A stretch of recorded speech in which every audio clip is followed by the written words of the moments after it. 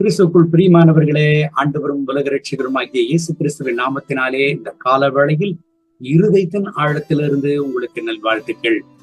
சங்கீதம் 119 9வது வசனத்தை வாசித்து இந்த நாளுக்காக நாம் ஜெபிப்போம். வாலிபன் தன் வழியை எதனால் சுத்தம் பண்ணுவான்? உமது வசனத்தின்படி தன்னை காத்துக் கொள்ளுகிறதினால் தானே. ஒரு மனுஷனுடைய வாழ்க்கையை, ஒரு கர்த்தருடைய பிள்ளையினுடைய வாழ்க்கையை இந்த உலகத்தில் திசை திருப்புகிறதற்கு அநேக காரியங்களை நாம் பார்க்கிறோம். ஆனால் ஒரு கர்த்தருடைய பிள்ளை தன்னைத்தான் எப்படிங்க காத்து கொள்ள முடியும்? ஆண்டவருடைய வசனம் சொல்கிறது. ஆண்டவருடைய வசனங்களால் மட்டுமே.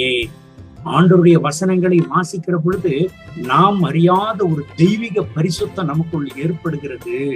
நம்முடைய வாழ்க்கையை பரிசுத்தமாக எப்படிங்க காத்துக் கொள்வது? கர்த்தருடைய வசனத்தை வாசிப்பதனால் மட்டுமே. என் அன்பு தேவனுடைய பிள்ளைகளை, கர்த்தரை குறித்த அறிவு நம்முடைய வாழ்க்கையில வளர வேண்டுமானால் எந்த அளவுக்கு ஆண்டவருடைய வேதத்தை வாசிக்கிறோமோ அந்த அளவுக்கு ஆண்டவர் குறித்ததான அறிவு நமக்குள்ள வளரும் என்பதுதான் உண்மை. ஒரு ரகசியத்தை உங்களுக்கு நான் சொல்ல விரும்புகிறேன். ஆண்டவருடைய வசனத்தை நீங்கள் வாசிங்க.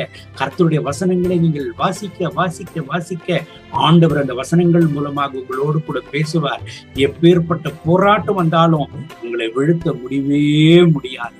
அந்த வசனம் உங்களுக்குள்ள கிரியை செய்யும். அந்த வசனம் உங்களை செழிக்க பண்ணும். அந்த வசனம் உங்களை தாங்கும். அந்த வசனம் உங்களை தப்புவிக்கும். அந்த வசனம் உங்களை பாதுகாத்துக் கொள்ளும். இந்த வசனத்தின்படி கர்த்தர் உங்களை ஆசீர்வதித்து இந்த நாள் முழுவதும் உங்களை நடத்துவாராக. கண்களை மூடி ஜெபிப்போமா? அன்பின் ஆண்டவரே, இந்த கால வேளையில் இந்த வசனத்தை கேட்டு என்னோடு ஜெபித்துக் கொண்டிருக்கிறேன் அன்பு சகோதர சகோதரிகளுக்காக ஜெபிக்கிறேன்.